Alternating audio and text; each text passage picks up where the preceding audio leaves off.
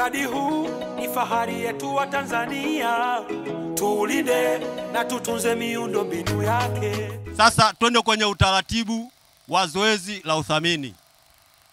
Zoezi la uthamini ni zoezi la wazi na shirikishi, halina kificho.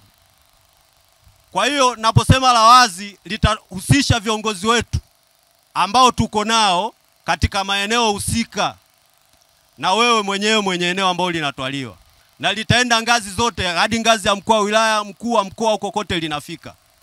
Kwa hiyo naposema la wazi na la haki, kwa sababu litafata nyanja hizo. Kitu cha kwanza ambacho kitafanyika, watakuja kufanya utafiti wa viwango. Sio kama mtu anatoka mbali anakuja anajiamlia tu, bwana fulani bini fulani tunakupa kiasi fulani. Hapana. Viwango vinatoka katika maeneo ambayo nyewe mnaishi, na linapofanyika litahusisha viongozi wenu au wewe mwenyewe. Sawa Mnavofanya nyonya shughuli zenu hapo, ndivyo ambavyo utafiti utafanyika. Kwa hiyo ninapokuja kukwambia bwana sehemu fulani unastahili kupewa kitu fulani, wewe mwenyewe unajua hiki ni haki, kwa sababu sisi tunaendesha mambo yetu kwa namna hiyo. Sio kama mtu anakuja na viwango vyake, hapana.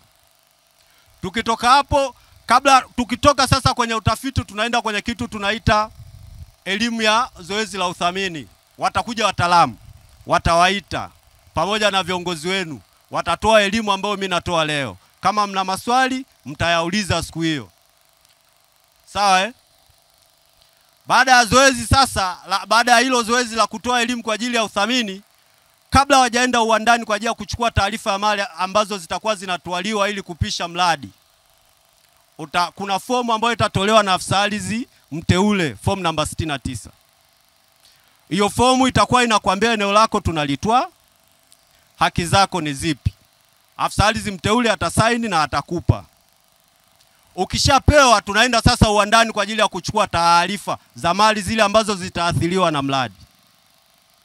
Sawa Kutakuwa kuna fomu ya uthamini namba 3.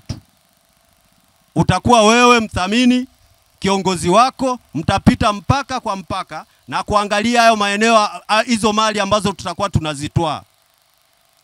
Baada mkishamaliza kuziorozesha, atakusomea ukiwa na wewe unasoma. Ukishakubaliana naye, mnasaini.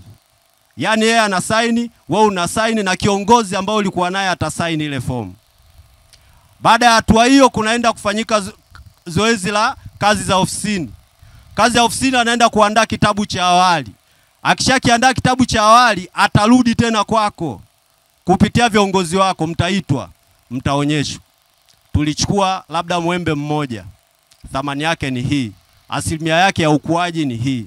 Tulichukua migomba kadhaa, asilimia yake ya ukuaji ni hii, thamani yake ni hii. Sawa sawa, mmemaliza. Baada ya hapo, mkishamaliza, kitabu kinaenda kuandaliwa, kitabu cha mwisho, ripoti ya mwisho. Ile ripoti ikishaandaliwa, tunarudi tena kwa viongozi wenu, watasaini. Tutaenda kwa mheshimiwa mkuu wa wilaya, naye atakipitisha. Kwa hiyo kitafuata hizo ngazi zote mpaka kwenda kwa mthamini mkuu wa serikali, atakipitisha. Akishakipitisha, sasa kinachofuata ni hatua ya kuandaliwa malipo. Siasi, reli yetu, maendeleo yetu, taifa letu, kazi endelee. Tunavuka boda.